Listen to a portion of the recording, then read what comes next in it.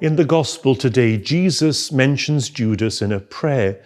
He calls him the son of destruction, which is pretty strong language. Peter also mentions Judas in the first reading. He tells his listeners that Judas had turned away to go to his own place, a euphemistic phrase that calls to mind the whole tragedy of Judas's story, how he abandoned his God-given mission and even betrayed the Lord by selling him to his enemies. Matthew's Gospel tells us that after his betrayal, Judas fell into despair, one of the devil's favourite tools, and he took his own life, thereby compounding and concluding the tragic story of evil and destruction. Judas's story is well known to us Christians. However, in the second reading, we're told something that seems to jar with the tragedy of Judas. St. John tells us that God is love. But how can that be? How can God be love and allow his children to experience what happened to Judas? If God really is love, why didn't he prevent the whole tragedy of Judas's betrayal and despair? The answer is strange but true.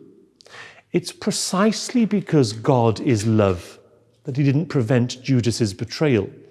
He didn't force Judas to be faithful because love always respects freedom, even when that freedom is misused and abused and causes pain and destruction to ourselves and to those around us.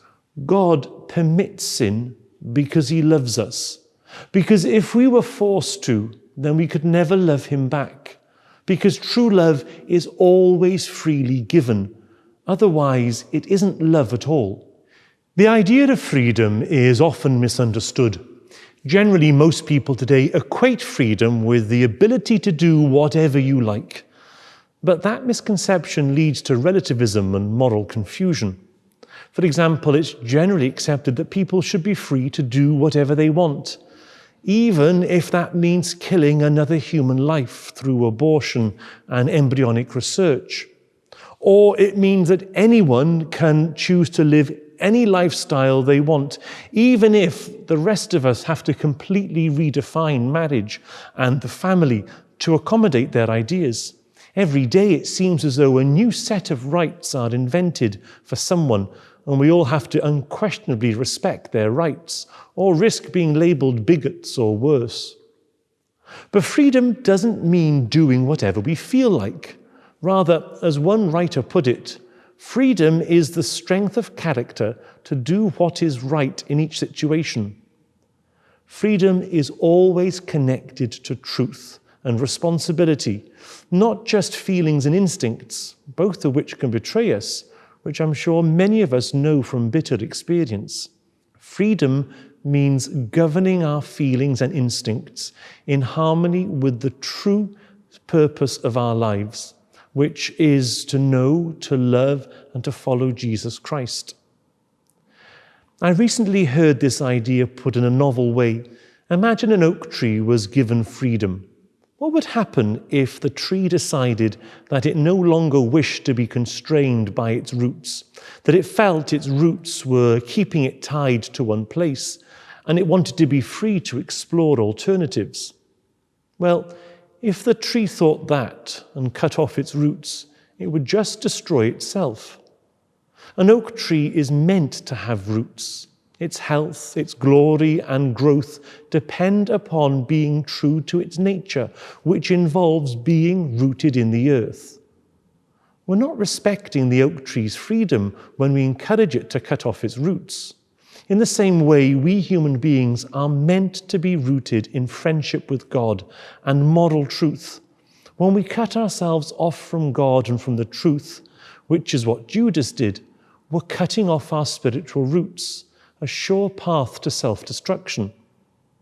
God gives us the precious gift of freedom so that we can follow him out of love freely. Today, he's reminding us to use that gift well. Because God respects our freedom, we have a responsibility to use it well.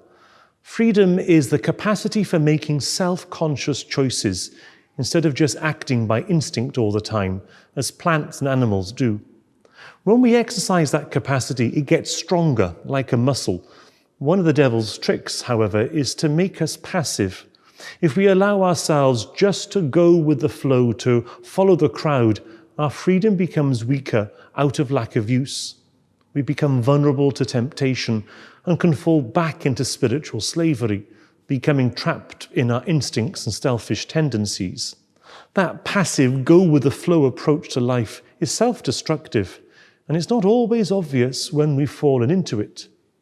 For example, so many Catholics go to Mass or say their prayers not from a deep interior conviction or choice to believe, but because, well, that's just what you do, isn't it? Whether we're blindly following the fads and opinions of contemporary society or just going through the motions of religious practice, the antidote to spiritual passivity is the same: deepening our personal friendship with Jesus Christ. That requires daily prayer, studying the faith and reading the scriptures. When our faith is built upon a living personal relationship with Jesus, then we're much less likely to simply go with the flow. Our daily decisions about how to respond to temptation, how to treat each other, and how to use our time become real choices, real expressions of our self-conscious option to follow Jesus no matter the cost.